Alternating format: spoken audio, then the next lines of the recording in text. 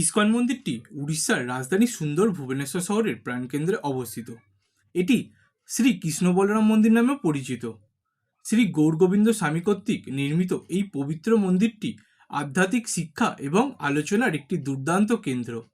মন্দিরের অধিষ্ঠাত্রী দেবতা হলেন ভগবান কৃষ্ণ এবং ভগবান বলরাম।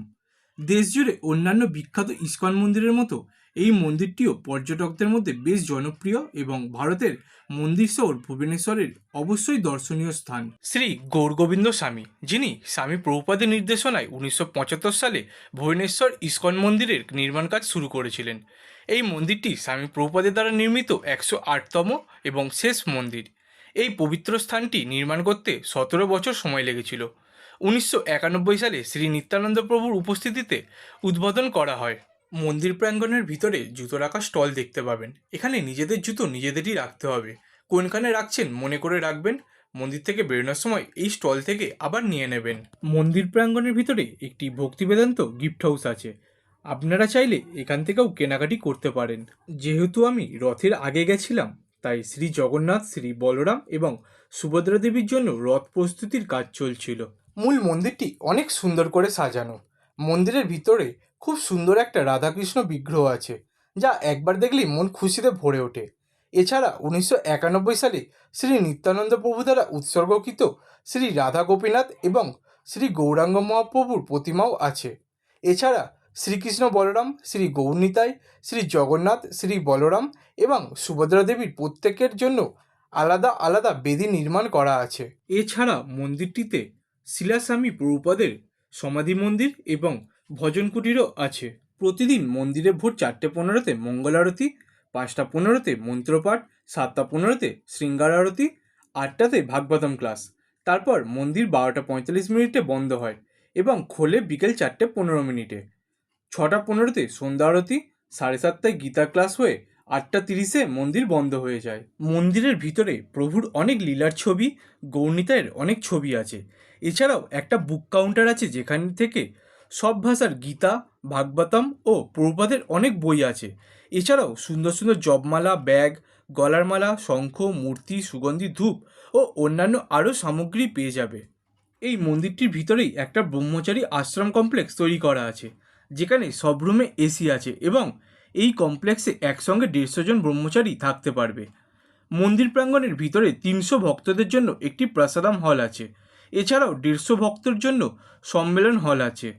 আছে একটি ছোট্ট গ্রন্থাগার ও 4টি কক্ষ। এইখানে 3টি রান্নাঘর আছে, যার মধ্যে একটিতে দেবদেবীর জন্য খাবার রান্না করা হয়, আরেকটিতে ভক্তদের জন্য এবং একটি হলো গোবিন্দাস প্রসাদম। এই মন্দির প্রাঙ্গণের ভিতরে একটা খুব সুন্দর ব্যানার টাঙানো আছে, যার মধ্যে গীতার কোন শ্লোকে কোন সমস্যা দূর হবে তা দেওয়া আছে। তোমরা ভিডিওটা পজ করে দেখে নিতে পারো।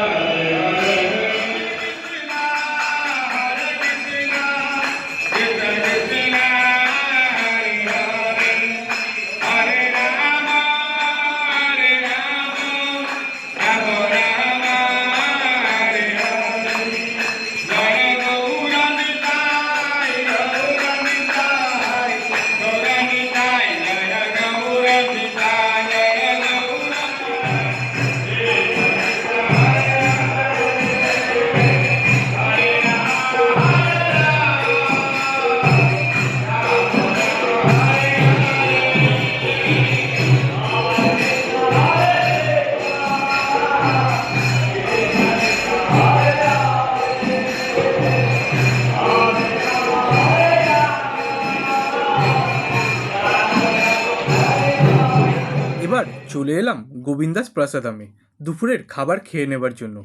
ব্রেকফাস্ট, লাঞ্চ এবং ডিনার কোন সময় থেকে কোন সময়ের মধ্যে এলে খেতে পারবেন তার ডিটেলস দিয়ে দিলাম। আপনারা চাইলে পজ করে দেখে নিতে পারেন। আমি একটা বাফেট অর্ডার করেছিলাম, যার মধ্যে ছিল ভাত, ডাল, রুটি, 2 রকমের সবজি, চাটনি, পায়েস, যার দাম নিয়েছিল 140 টাকা। আপনারা চাইলে এখান থেকে খাবার পার্সেলও নিতে পারেন, যার দাম পড়বে 170 টাকা। এবং অন্যান্য খাবারের দাম কী আছে তার ডিটেলসও দিয়ে দিলাম। আপনারা চাইলে পজ করে দেখে নিতে পারেন। খাবারের জায়গাটা অনেক বড় ও অনেক পরিষ্কার। প্রসাদ হলের কাছে গোবিন্দাস ছাড়া আরও একটি মিষ্টির স্টল আছে। এখানে প্রচুর ধরনের সুস্বাদু মিষ্টি অনেক কম দামে পেয়ে যাবে। এছাড়াও এখানে লস্যি এবং বিভিন্ন ফলের জুসও পেয়ে যাবে। আমি যখন গেছিলাম তখন কাউন্টারটা বন্ধ ছিল। এছাড়া আইসক্রিমও পাওয়া যায়। ভিতরটা খুব সুন্দর করে সাজানো। তোমরা যারা এইখানে আসবে তারা ভুবনেশ্বর রেলওয়ে স্টেশন থেকে চাইলে উবের বা র্যাপিডো অটো করেও আসতে পারো। এছাড়া যারা বাসে আসবে তারা 26, 28, 30 এছাড়া আরও অনেক এসি বা নন এসি বাস পেয়ে যাবে। নন এসি বাস হলে ভাড়া পড়বে 10 টাকা, আর এসি বাস হলে ভাড়া পড়বে 15 টাকা। চলো ভিডিওটা এখানেই শেষ করছি। ভিডিওটা ভালো লাগলে অতি অবশ্যই একটু লাইক, কমেন্ট, শেয়ার করে দিও। আর চ্যানেলে নতুন হলে অবশ্যই সাবস্ক্রাইবটা করে দিও। তো চলো দেখা হচ্ছে পরের ভিডিওতে।